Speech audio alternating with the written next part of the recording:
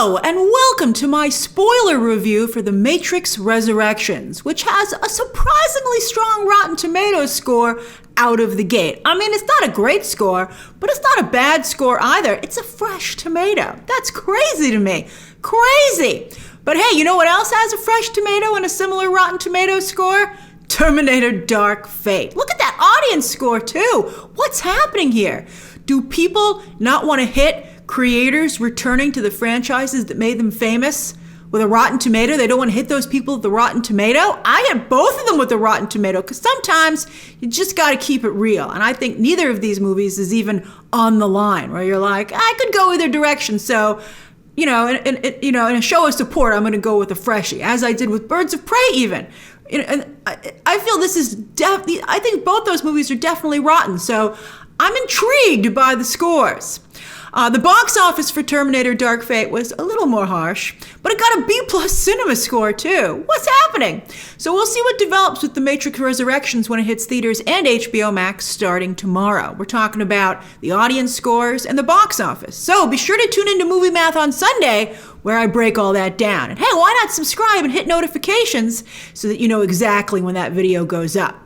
All right, so here are my spoiler thoughts on The Matrix Resurrections, and I'm real curious to hear your own thoughts down below. Good and bad. It's a safe space. If you liked it, I want to hear why. If you are more on my side, let's discuss.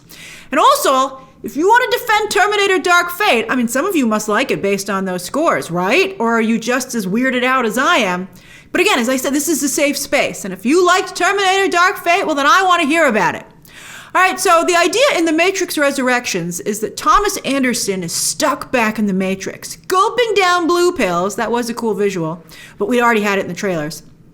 While he's led to believe that the Matrix was just a video game, a very successful one that he created. And Warner Brothers is demanding that he and his company, where the new Agent Smith is his business partner, more on that in a moment, make a new entry of the game or Warner Brothers will do it without them. And that line right there made me wonder. It took me out of the movie because it made me wonder if Warner Brothers had delivered that same ultimatum to Lana Wachowski. And this mediocre movie was her revenge? Hey, either agree to do it and do it well or let someone else take a crack at it. I don't see how putting out a mediocre movie helps anyone. Although, look at that RT score. Although for all the positive scores for Terminator Dark Fate, that franchise is done, at least for a while.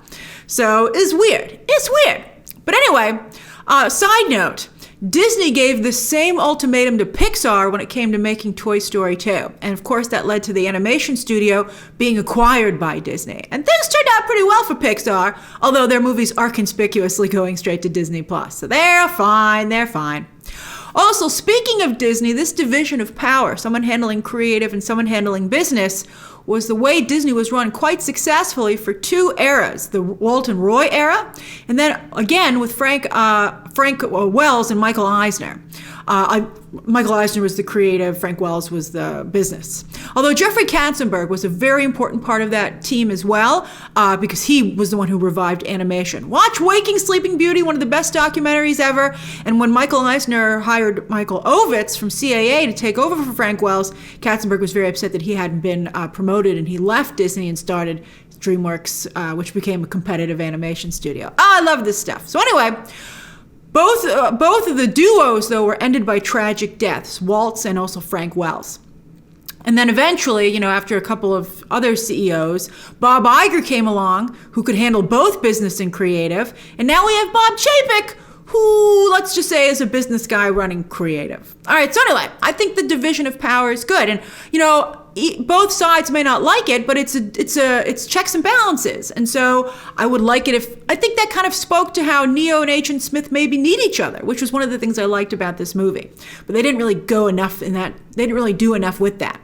But yeah, I liked this idea, and I liked all the meta jokes about treating the Matrix like a product. I thought that was fun. Poor Christina Ricci, she showed up for 2 seconds, but she looked fantastic.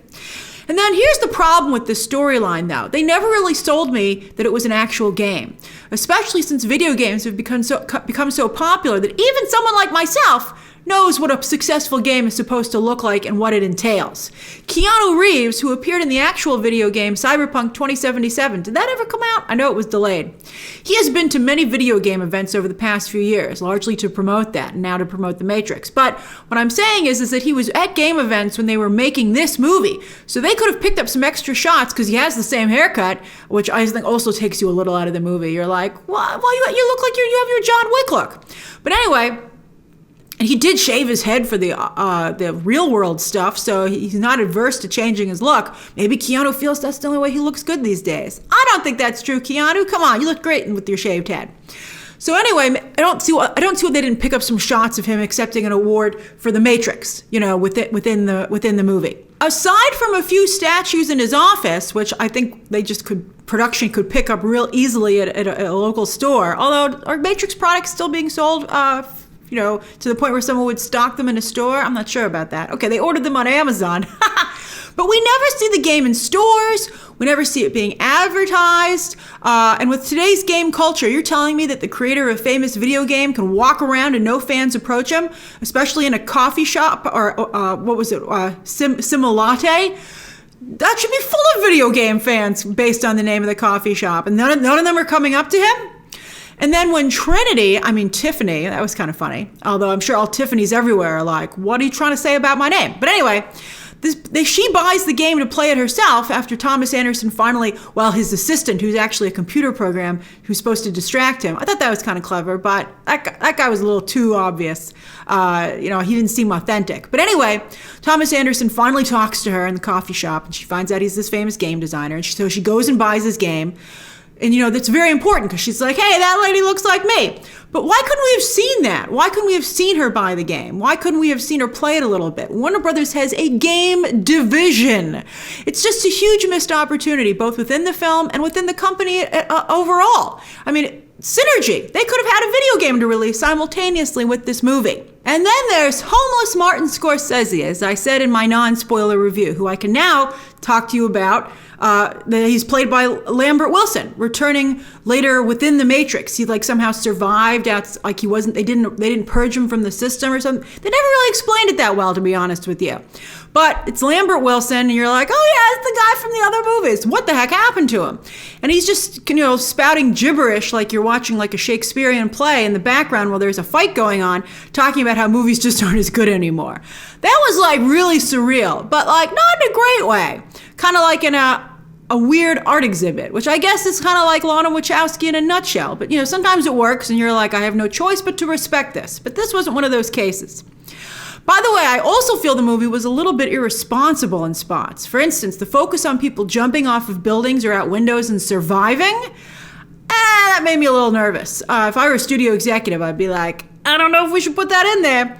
I mean, also the final sequence where people were using themselves as bombs to try and stop Trinity and Neo, and the Matrix was making in swarm mode. I never thought, they were like, swarm mode is so cool. I was like, I'm not seeing it.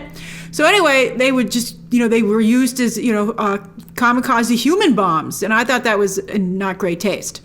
Also, the idea that your medication is bad for you and your psychiatrist is the enemy, I don't know about these choices. I don't know about putting it out there, especially to people who are into the idea of the system being against you and conspiracies and, the world around you isn't real. I mean, I'm like, I don't know about this.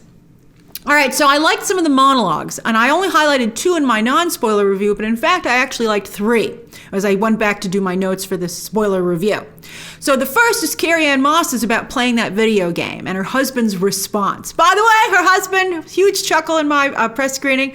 It's fantastic. It's Chad Stahelski. Handsome Chad, they call him. He's not a great actor, though, but he's a fantastic stunt guy and director. But he was not only a stunt coordinator for the original trilogy, the second 2, but for all 3 movies, he was Keanu's stunt double. So it was funny that he was Trinity or Tiffany's husband in The Matrix. And today, of course, he directs the John Wick movies, and he's starting to get some other gigs as well. Fantastic director. And I loved him being used here. I wish he and Keanu had a conversation. Anyway, I thought that commentary on women and how they're seen versus how they want to be seen was very compelling. Although Lana Wachowski, show don't tell, screenwriting 101, and I guess to some degree that could be said about All of these monologues. Now, you don't see a lot of famous monologues in movies usually because of show don't tell. A lot of monologues come from the theater because they're restricted in where they can take you on that stage live. But a movie can do anything, so they don't tend to have monologues the same way that a play does, if you're wondering about that. So in all these cases, it probably would have worked better if they'd shown it, but I still enjoyed the monologues from a theatrical perspective. All right, then I liked Neil Patrick Harris's monologue and how he was able to keep people wanting to be plugged into the Matrix, to be plugged into this virtual life. And I thought that not only what he was saying was very interesting, but I thought that Neil Patrick Harris's delivery was excellent. I thought he was fantastic throughout the film. I loved when Neo finally was able to go through the mirror again, and he went to his psychiatrist's office, and his psychiatrist was trying to pull him through. I thought that was great. And then I loved at the coffee shop when Neil Patrick Harris was so sure things were going to go his way, and then he was chasing that cat through the coffee shop. I thought he did a great job. I thought it was really, really good. I thought he popped really well on screen. Talk about popping. I will show you once again this amazing suit that he wore to the premiere. I intentionally used that picture in my non-spoiler review, but I'd already filmed it when I was editing it, so I didn't get to comment on it. So I'll just say here, that is an amazing suit, Neil. An amazing suit. All right, so then I also really loved what Jada Pinkett Smith's Niobe had to say about the realities of war and what you need to do to survive, and that surviving is the most important thing at the end of the day. And I thought she made a lot of really good points. So I was like, wow, I can see why you're the leader. And I did like seeing this new city that humans had built with some of the machines. I liked that line where she said we'd never seen the machines fight themselves before. And I was like, civil war, interesting. On that note, I thought that humans working with machines was a cool idea. From the animalistic machines to humanoid programs that were able to exist in the real world thanks to those metal beads. Why they were all naked, I don't know. They had clothes in the Matrix. They're all nudists. All right, so we've seen a lot of stories over the years, over the decades, about artificial intelligence wanting to be human. But I really liked this version where artificial intelligence wants to interact with humans, but still maintain their advancements. They're like, I want to come to your plane of existence, but I don't want to lose all my coolness. And I think it would have been better to bring Smith over than fake Morpheus, because fake Morpheus was based on a real person and it wasn't working either. It would have been cool if it had been Lawrence Fishburne and you'd be like, now he's a machine.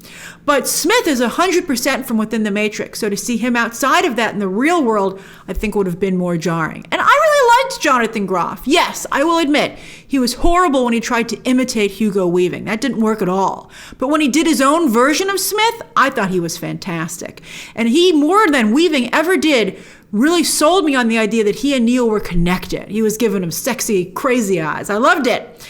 A yin and yang. And I also really like the idea that now Agent Smith is loose in the Matrix as well. Another force for change, just like Neo and Trinity. They're both swirling around in there. I think that's fantastic. All right, the ending. I know there's been a lot of discussion online, especially about how this movie ends. And I think people were wrong. I didn't see Trinity replacing Neo as the one. I think they really became the two.